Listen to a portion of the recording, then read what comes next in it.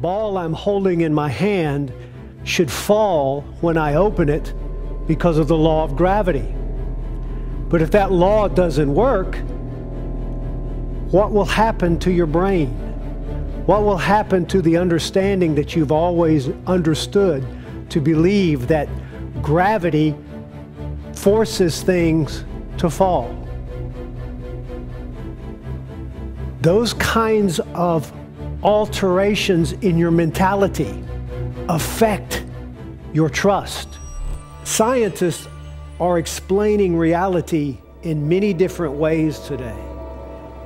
What they discover tomorrow is going to alter their belief system from 20 years ago or 50 years ago. The same thing is happening to your life.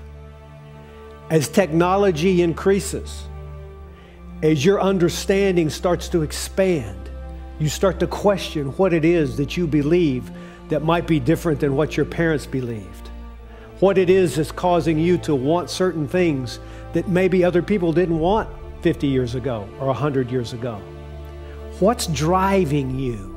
What's motivating you? What is that hidden force inside of you that causes you to be afraid, or causes you to be happy, or causes you to desire things?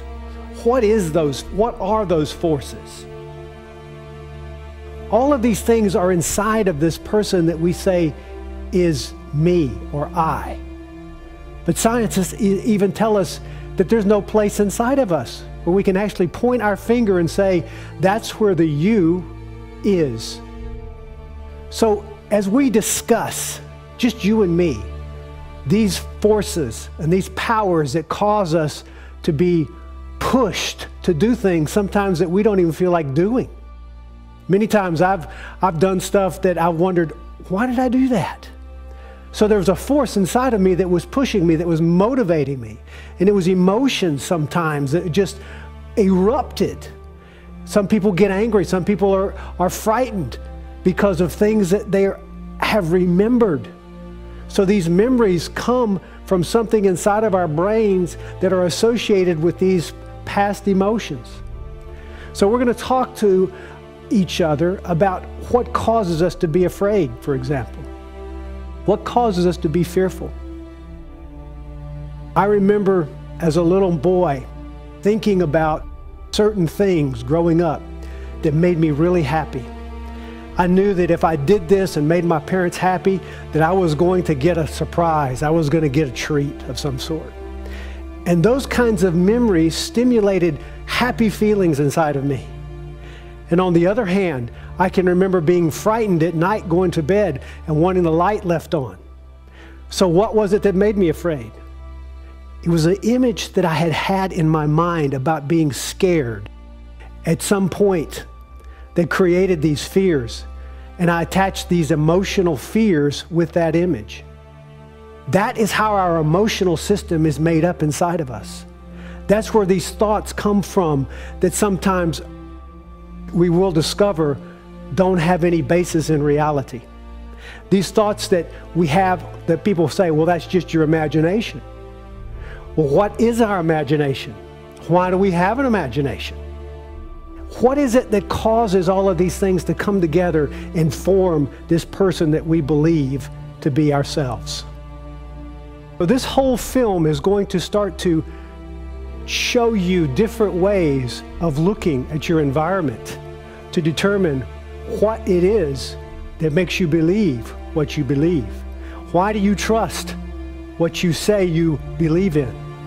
What makes you so sure that your belief systems are accurate? What makes you so sure that why you believe what you believe is true? These are the things that we want to examine. These are the things that we want to talk about to give you some understanding that maybe what you have based your whole life on to this point is not necessarily based on reality. Every human being has to deal with what is truth, what it is that causes us to establish our foundation of belief. Because everything we do has to come from something inside of us that says you're safe, you're secure. What causes that? What creates your safety? What creates your security? Is there a hidden, invisible force that makes you want to strive or be motivated for something that maybe not everyone else is after? But because everyone else is not after it, you're frightened to reveal those kinds of things. Do you know what I mean? Inside of every man, there is a desire to be loved, to be needed, to be wanted, to be accepted. That motivation causes all human beings to want to surround themselves with people that affirm them, that gives them affirmation of approval. From a child to an adult, we're all looking for reasons to exist, to strive for things, to believe in things, to want to be accepted by others. That's a natural human response.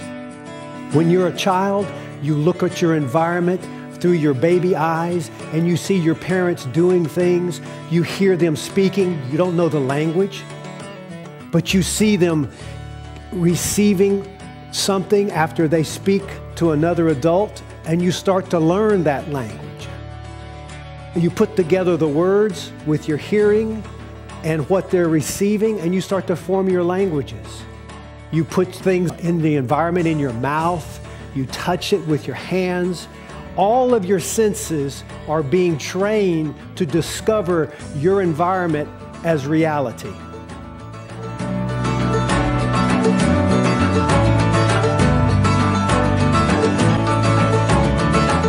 But as you grow, you start to take certain things for granted. When you were a child, you explored everything in your environment to see if it was real according to your senses, what you could hear, smell, touch, taste, and feel. But as you got older, you started to have a greater understanding of your environment. And you started to form images that were created by your shortcuts because of your intelligence. You see, if you're born into a family that has a different understanding of their culture and their education is different than someone else in another part of the world, you form images according to the environment that you're raised in. These images start to be building blocks for what you consider to be real, for what you value as your belief system. And then when you're taken out of that environment and you're put into another environment, you have to learn all over again what it is that's reality for that culture, for that environment. But you use the objects that you learned in the environment that you grew up in to form a belief system from those structures. Every human being has grown up with ideas which have been made into images that creates their reality, that creates their belief system. Scientists talk about thoughts and consciousness, what it is that makes you conscious of your existence.